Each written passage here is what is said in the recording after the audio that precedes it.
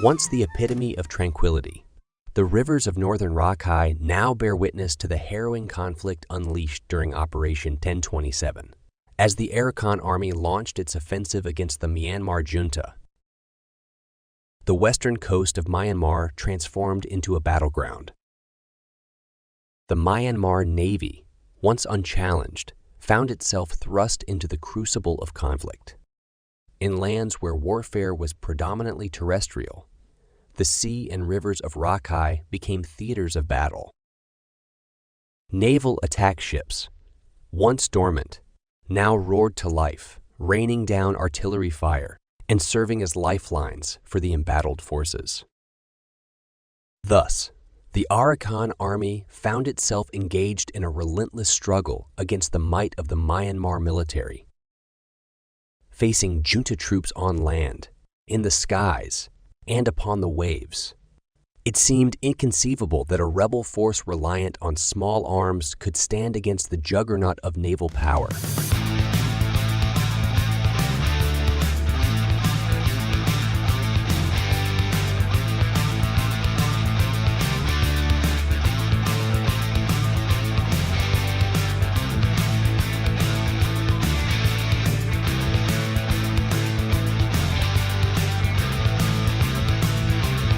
Since November 2023, the Arakan Army has swept through northern Rakhine, capturing cities and outposts with lightning speed. The junta's defenses crumbled before the onslaught of Arakan Army's blitzkrieg tactics. In the early weeks of February 2024, in Kyauktaw, one of the few remaining cities in the north, the junta's troops found themselves cornered and outnumbered. On February 8th, they fled from their strategic bastions in Kyauktaw, seeking refuge in Sidui, the state capital. Their escape route, however, led them into a trap near Apaukwa village, where the river's twists and turns provided the perfect cover for an ambush.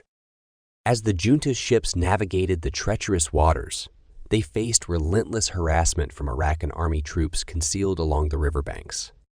Despite the Arakan Army's efforts, the thick armor of the battleships remained impervious to small arms fire.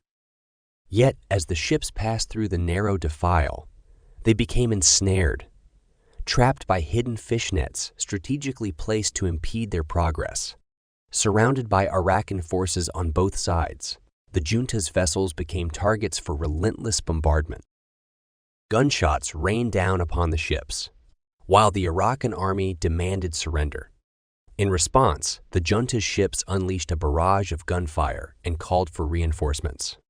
4 battleships came to the rescue from the south, but they were hindered by the Arakan Army's obstacles and attacks from the riversides.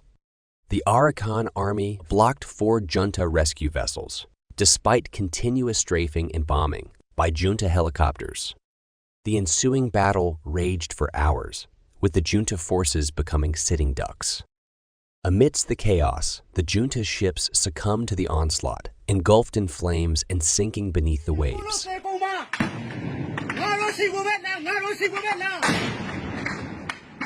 Dialayu.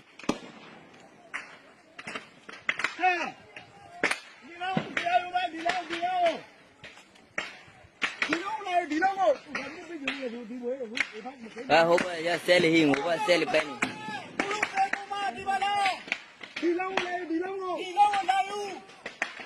Dimale, delay you get you.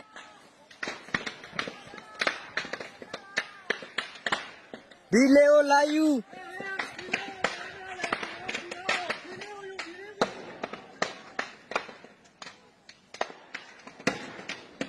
Despite their valiant efforts, only a handful of survivors were rescued by the Arakan Army, among them high-ranking military officials.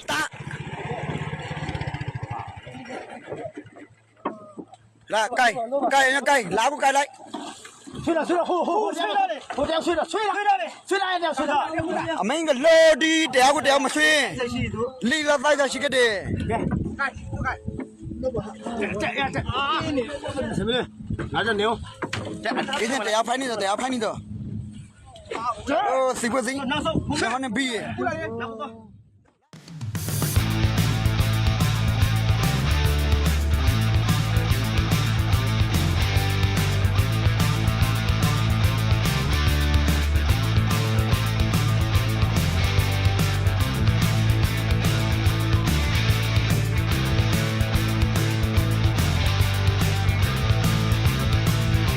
In the aftermath of the battle, bitterness and resentment swept through junta supporters, leading to the proliferation of hate speech against the Rakai ethnic group.